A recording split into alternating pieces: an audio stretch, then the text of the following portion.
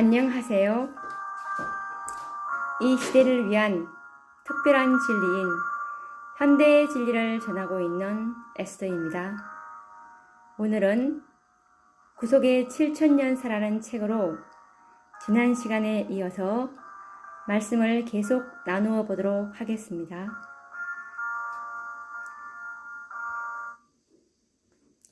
우리가 지난 시간에 2300주야의 끝인 1844년 예언에서 성소의 첫째 칸에서 봉사하시던 그리스도께서 이제 성소의 문을 닫으시고 지성소의 문을 열고 들어가신 실제적인 구속의 경륜이었다는 것을 우리가 이제 배워왔습니다. 그동안 사탄이 불법의 비밀을 전개하므로 하늘 성소의 교리를 다 짓밟아 버리므로 하나님께서는 더 이상 사단의 기만을 묵과하실 수는 없으셨습니다. 그래서 하나님의 계획인 1844년에 하나님께서는 지성소를 회복하셔야 하셨습니다. 오늘 우리가 연구할 주제는 다니엘 8장 14절 2300주야에 관해서 구속의 경륜 과정에서 이 문제를 한번 다루어 보도록 하겠습니다.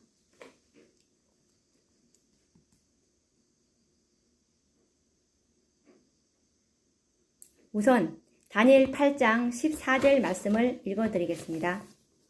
그가 내게 이르되 2300주야까지니 그때에 성소가 정결하게 함을 입으리라 하였느니라. 다니엘 8장 14절.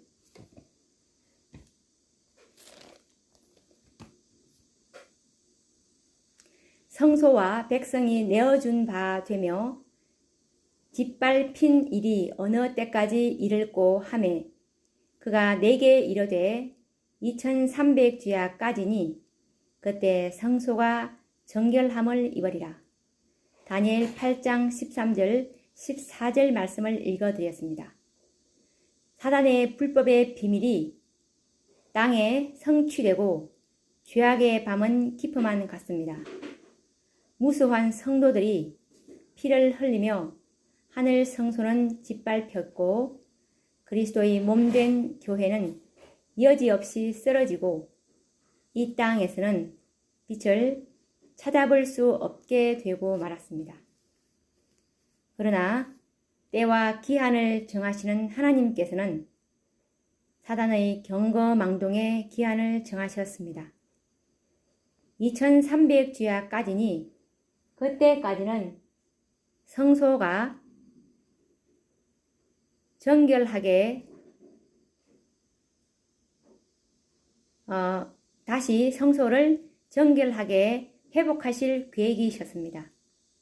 때가 되매 하나님께서는 이 땅에 손을 펴시고 사단의 세력을 견제하시며 성소 회복의 여명을 알리는 한 빛을 이 땅에 발하셨던 것입니다. 다름 아닌 개혁자 위클리프의 취현이었습니다.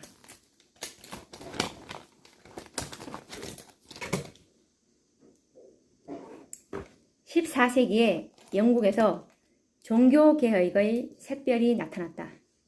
존 위클리프는 영국뿐 아니라 모든 그리스도 교국을 위한 개혁의 선구자였다. 그가 허락을 받아 로마교에 제기한 큰 항의는 결코 묵과시킬 수 없을 것이었다. 그 항의는 마침내 개인과 교회와 국가의 해방을 초래하게 될 투쟁을 빚어냈다. 이 말씀은 각 시대의 대쟁투 79페이지에 나오는 말씀이었습니다. 하나님의 자비의 손길은 위클리프를 크게 하셨고 그로 하여금 성소 회복 운동의 전조가 되게 하셨습니다. 그의 재능과 학식을 통하여 최초로 영어 성경이 출판되어 흑암 천지에 빛을 발하기 시작하였습니다. 그리고 위클리프 이후 많은 개혁자들이 일어났으나 정작 성소 회복 운동의 실제적인 성취는 마르틴 루터의 종교개혁부터였습니다. 온 우주와도 바꿀 수 없는 하나님의 아들의 생명을 바쳐서 죄인들에게 구원의 길을 열어주셨건만 로마 천주교회는 백성들을 기만하여 보잘것없는 고행이란 행위를 통하여 구원을 얻는다고 속였습니다. 하나님께서는 이 세상을 사랑하사 독생자의 피를 흘리심으로 우리들에게 베푸신 은혜는 결코 인간들의 노력이나 행위로 대신할 수 없는 것이었습니다. 그러나 루트는 그 귀한 은혜의 구원을 빌라도의 계단을 무릎으로 기어오르는 행위로 얻으려고 했습니다. 이것이야말로 하나님의 사랑의 선물을 얼마나 가치 없는 것으로 전락시켰습니까? 이에 관련된 증언의 말씀, 각 시대의 대쟁투 125페이지 말씀을 보시겠습니다. 당시에 법왕의 한 교령이 반포되었는데 그것은 소위 빌라도의 청계라는 것을 무릎으로 올라가는 자는 누구든지 죄 사함을 받는다는 것이었다. 그 청계는 예수님께서 로마인의 재판정을 나오실 때 내려오신 청계로서 그것이 기적적으로 예루살렘에서 로마로 옮겨오게 되었다는 것이었다. 어느 날 루터는 경건한 마음으로 그 청계를 하나씩 오르고 있었는데 갑자기 의인은 믿음으로 말미암아 살리라. 로마서 1장 17절 이라는 말씀이 우레처럼 들리는 듯하였다. 그는 두렵고 부끄러운 생각이 나서 급히 그곳에서 일어나서 나왔다. 그 성경 구절이 그의 심령에 주는 능력은 결코 소멸되지 않았다. 그때부터 그는 구원을 얻는 데 있어서 사람의 행위를 의지하는 것이 어리석은 일이라는 것과 그리스도의 공로를 항상 믿어야 할 필요성을 과거 어느 때보다 더욱 절실히 깨달았다. 그의 눈은 열린 바 되었으며 다시는 법왕교의 미혹으로 가리어지지 아니할 것이었다. 그가 로마에서 얼굴을 돌리게 되자 그의 마음도 또한 로마에서 떠났다. 그 후로 로마와의 간격은 점점 벌어져서 마침내 법왕교회와 모든 관계를 끊어버렸다. 각 시대의 대쟁투 125페이지 루터는 행위로 구원을 이룰 수 있다는 로마 천주교회의 모든 교리가 잘못된 것임을 깨닫게 되었으며 그의 과거에 무지했던 모든 죄들을 회개했다. 그는 말씀의 중요성을 깨달았으며 성경 말씀에 기초하지 않는 어떤 교리도 용납되어서는 안 된다는 것을 깨닫게 되었다.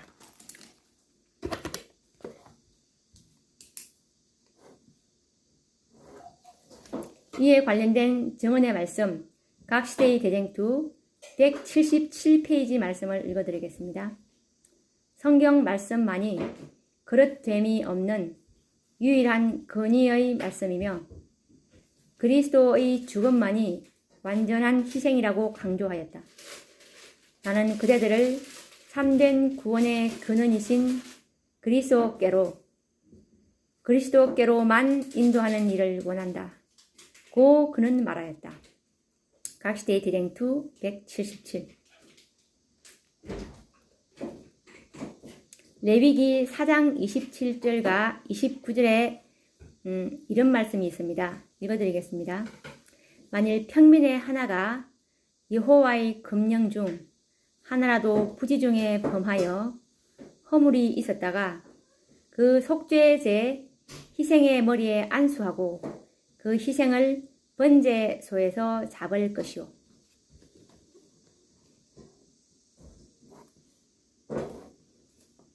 죄를 지은 이스라엘 백성들에게는 양이 필요하였습니다. 왜냐하면 하나님의 율법을 범한 영혼은 죽어야 하기 때문에 죄를 지은 사람은 자신의 생명을 대신해서 속죄할 양을 죽여야 하였습니다. 그렇지 않으면 자신의 생명으로 그 죄값을 치러야 하기 때문입니다. 그러므로 범죄한 사람들에게는 양의 존재가 절대적으로 귀한 존재가 되었습니다.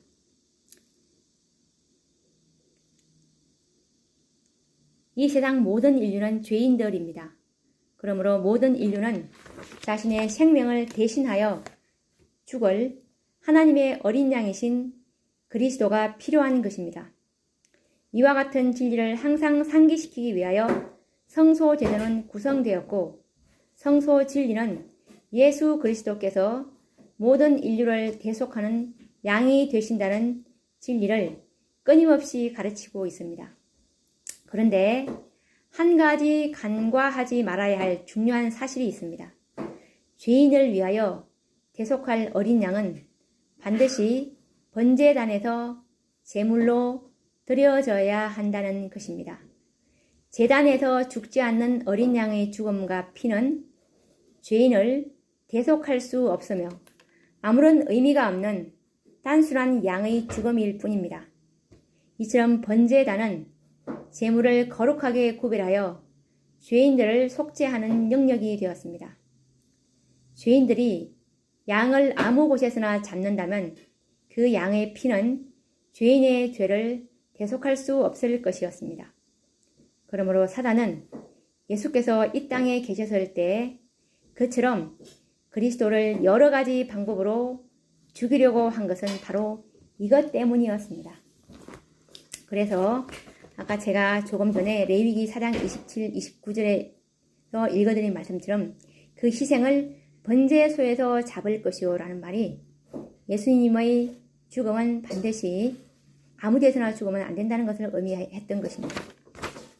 그래서 헤롯 왕을 선동하여 사단은 어린 아기 예수를 죽이려고 시도한 사단의 계획도 백성들을 충동하여 낭떠러지에 떨어뜨려 죽이려고 시도한 것도 풍랑을 일으켜 배를 뒤집어 엎으려는 모든 시도도 사단은 하나님의 어린 양이 번제단에서 즉 십자가에서 돌아가시지 못하도록 하고 그의 죽음이 헛된 죽음이 되도록 하기 위함이었습니다.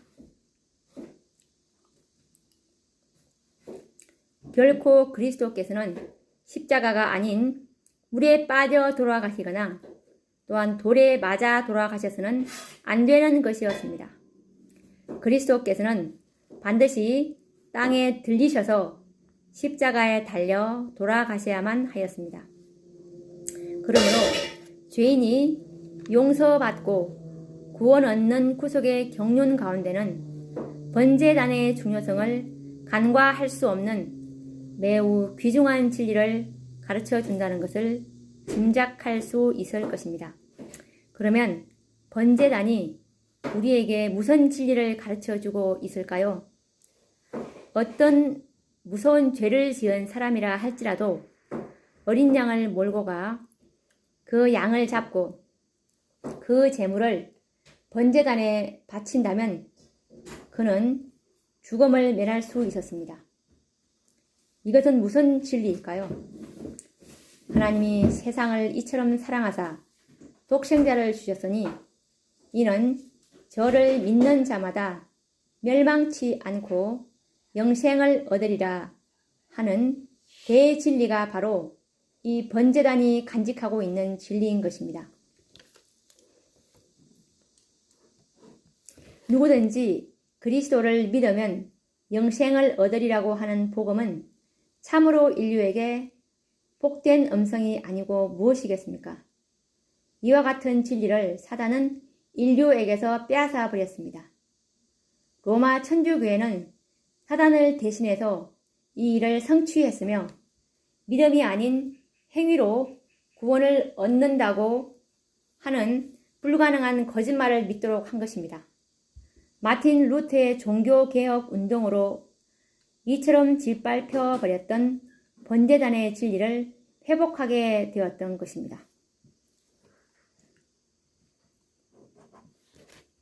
이제 본격적인 성소 회복이 시작되었던 것입니다.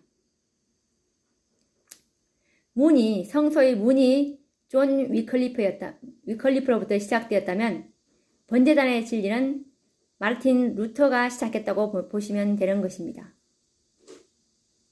번제단의 회복은 성소 회복의 첫 단계입니다. 곧 복음에는 하나님의 의가 나타나서 믿음으로 믿음에 이르게 하나니 기록된 바 오직 의인은 믿음으로 살리라 함과 같으니라. 로마서 1장 17절이라는 진리를 말하는 것입니다. 마틴 루터의 종교개혁 운동으로 말미암아 번제단의 진리가 회복된 이후 많은 하나님의 종들이 일어나 그동안 로마 법왕권에 의하여 묻혀버렸고 짓밟혀버렸던 진리들이 회복되었습니다. 루터를 선두로 해서 많은 개혁자들이 일어났습니다. 저빙글리, 크랜머, 녹스, 칼빈, 웨슬리 형제, 그리고 많은 개혁자들에 의한 개혁운동으로 성소의 첫째 칸에 해당하는 많은 진리들이 회복된 것입니다. 번제단을 지나 물두멍, 떡상, 촛대, 금향단 등이 가지고 있는 진리들이 이 개혁자들에 의하여 회복되었던 것입니다. 곧 믿음으로 말미암아 구원 얻은 백성들은 다시 태어남의 침례와 이것은 물두멍을 표상합니다. 그리고 사람이 떡으로만 살 것이 아니오 하나님의 입에서 나오는 말씀으로 살리라고 하는 떡상의 진리와 믿음으로 하나님의 자녀가 된 자들은 너희는 세상의 빛이라고 하신 우리 주님의 말씀대로 성결의 생애를 살아야 하며 금향단의 연기와 같이 우리들은 끊임없이 하나님과 교통하는 기도의 생애를 살아야 한다는 성화의 교리가 바로 성소 첫째 칸에 있는 기구에서 배울 진리들인 것입니다. 오늘날 정통 개신교회들 즉 프로테스탄트에 의하여 회복된 진리들은 2300주야에 있을 성소의 정결 즉 지성소의 회복을 위하여 반드시 성취되어야 할 선결된 사업이었고 곧 하나님의 계획하신 바였습니다. 성소의 뜰과 성소를 거치지 않고는 지성소를 들어갈 수 없는 것입니다. 이제 지성소에 들어갈 수 있는 길이 예비된 것이며 다음은 2300주야가 마치는 1844년 성소 회복의 마지막 사업인 지성소 회복, 곧 정결 사업이 성취되어야 하였습니다. 다니엘 8장 14절 말씀을 다시 읽어드리겠습니다. 그가 내게 이르시되 2300주야까지니 그때에 성소가 정결함을 입으리라. 2300주야까지 성소가 정결해진다는 것은 다시 말해서 2300주야가 마치는 1844년까지는 지성소를 회복하시려고 하는 하나님의 계획을 말하는 것입니다.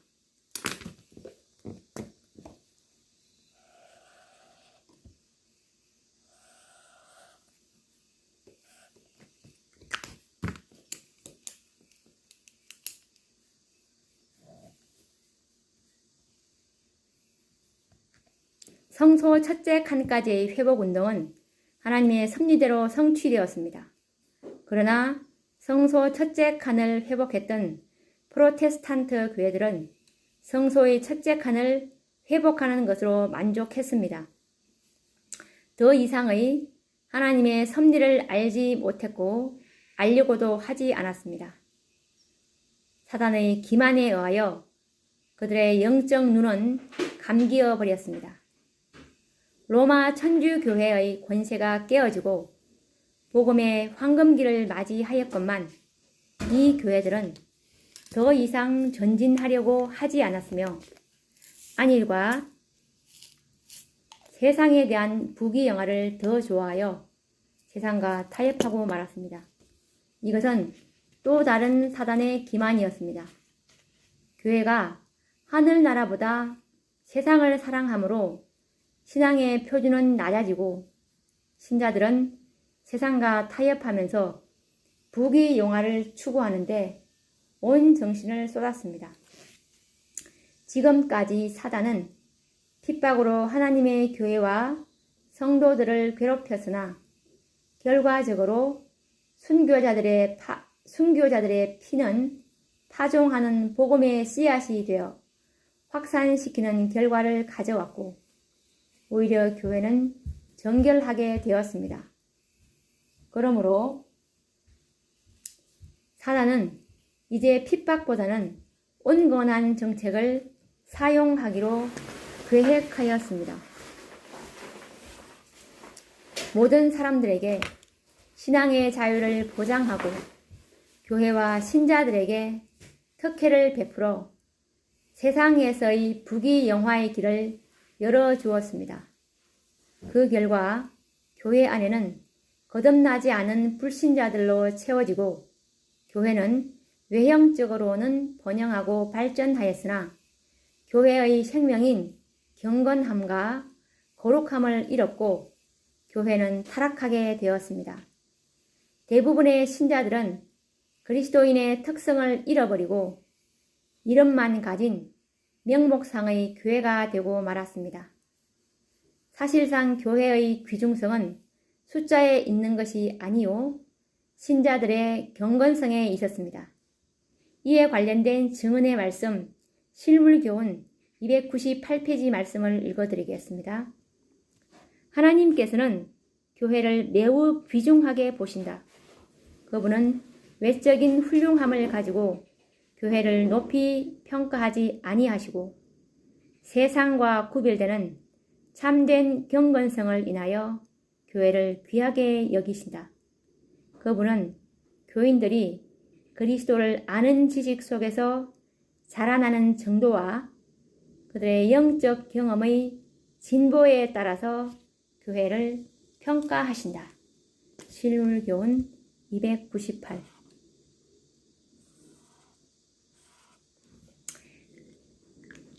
그리고 이에 관련된 증언의 말씀 교회 증언 6권의 143페이지 말씀도 읽어드리겠습니다. 표준을 낮추고 이와 같은 숫자의 증가로 기쁨의 원인을 삼는 것은 크게 눈먼 일임을 보여준다.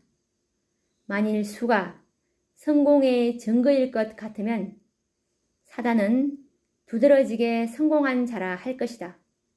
이것은 이 세상에서 그를 따르는 자들이 절대 다수이기 때문이다. 교회 증언 6권 143. 종교개혁의 깃발을 들고 성공적으로 성소 회복 운동을 시작하였던 프로테스탄트 교회들은 핍박의 불길 앞에서는 신실하게 믿음을 지키며 순수한 신앙을 가졌으나 사단의 온건한 정책으로 그 교회들은 무너지기 시작하였다. 이에 관련된 증언의 말씀 초기 문집 226페이지 말씀을 읽어드리겠습니다. 사단은 온건한 정책을 쓰기로 작정하였다. 그는 일찍이 성경의 교리들을 더럽혀 왔으며 헤아릴 수 없는 무리들을 타락시킨 관습들이 깊이 뿌리를 내리고 있었다. 그는 정오심을 억누르면서 자기 부하들에게 성도들에게 혹독한 핍박을 가지 않도록 타이르고 그 대신 교회로 하여금 구원을 베풀어주는 믿음 대신에 온갖 종류의 관습들에 얽매이도록 이끌었다.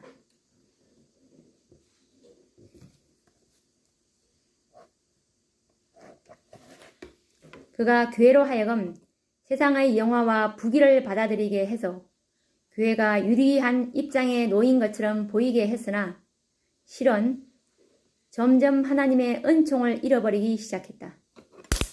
세상 친구들과 연락을 사랑하는 자들을 막아주는 한결같은 진리를 선포하는 일을 멀리함으로 인하여 교회는 점차로 능력을 상실해 갔다. 초기 문집 226. 이제 하나님의 손길은 1818년에 이르렀습니다. 2300주야까지 곧 1844년으로부터 얼마 멀지 않은 지점에까지 시간은 이르러 왔습니다. 당신의 구속의 경륜은 이제 지성소를 회복하실 때가 임박하였으나 사단의 온건 정책으로 말미암아 세상의 부귀 영화만을 추구하는 교회들을 하나님께서는 보셨습니다. 교회는 잠자고 있었으므로 하나님께서는 또 하나의 개혁운동을 이 지상에서 일어나게 하셨습니다. 그 사업을 위하여 한 개혁자를 택하셨는데 그가 곧 윌리엄 밀러였습니다. 성소 회복운동의 마지막 성취는 지성소가 정결케 되는 것이었습니다. 이 일을 성취해야 할 교회, 즉 프로테스탄트가 세상과 타협하였으므로 말미암아 더 이상 이런 교회들을 통하여서는 하나님의 계획을 성취시킬 수 없었습니다. 하나님의 시간표는 더 이상 시간을 지체시킬 수 없었고 그리하여 그들, 즉 프로테스탄트 교회에게 성소를 정결케 하는 것, 즉 지성소를 회복하게 하는 사업을 의뢰할 수가 없었던 것이었습니다. 그러므로 하나님께서는 성경도 잘 믿지 않는 한 농부를 택하셨는데 그가 바로 윌리엄 밀러였습니다. 밀러는 성경을 믿지 않는 사람이었으나 그의 마음과 인간성을 아시는 분께서는 그에게 천사를 보내어 성경을 연구하도록 감동하게 하셨습니다. 그 결과 윌리엄 밀러는 하나님의 말씀을 연구하게 되었고 그런 중에 그는 하나님의 말씀을 경의와 찬사의 눈으로 보게 되었으며 기쁨과 존경심으로 성경을 연구하게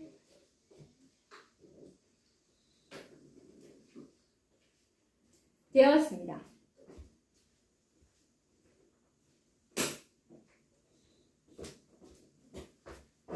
특히 다니엘서와 요한계시록을 연구하면서 너무나 놀라운 사실을 발견하게 되었는데 2300주야에 관한 예언이었습니다. 그는 2300주야에 대한 예언 중에 다니엘 7장 25절과 26절, 8장 13절과 14절, 9장 24절에서 27절까지의 모든 예언들이 정확하게 성취되었음을 알게 되었습니다. 이제 바로 2300주야 예언의 끝이 임박하였음을 알게 되었을 때 그는 심히 놀랄 수밖에 없었습니다.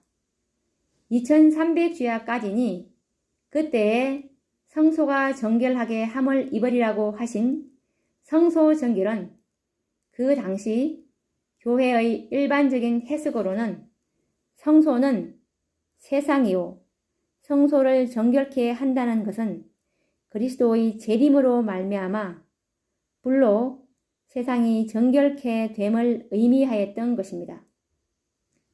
밀러 역시 이와 같은 견해를 가지고 있었으므로 지금까지 다니엘서를 연구하는 가운데 2300주야 끝에 성소가 정결하게 된다는 예언의 성취가 불과 얼마 남지 않았다는 사실 때문에 그는 놀라지 않을 수 없었습니다. 이제 하나님의 시간은 1830년에 이르러 밀러는 더 이상 자신이 깨달은 바를 혼자만 간직할 수 없었습니다. 한 번도 설교를 해본 경험이 없는 윌리엄 밀러는 이제 두렵고 떨림으로 자신이 깨달은 놀라운 비밀을 전하기 시작했습니다. 즉, 그리스도께서 1844년 봄에 이 땅을 정결케 하시기 위해 강림하신다는 놀라운 기별이었습니다. 다니엘서의 예언을 통하여 2300주야의 예언들이 정확하게 성취된 역사들을 제시하면서 그는 힘있게 그 기별을 전하기 시작한 것입니다.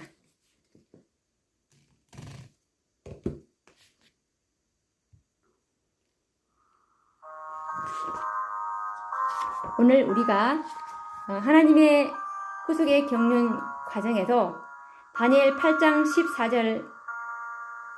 14절의 말씀 2300주야까지니 그때 성소가 정결하게 함을 입으리라는 이 말씀의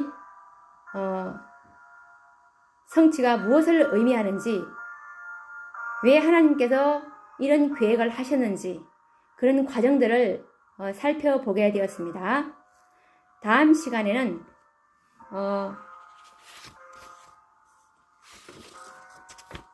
우리가 연구할 주제가 삼중 기별과 성소 정결에 대해서 연구해 보는 시간을 갖도록 하겠습니다.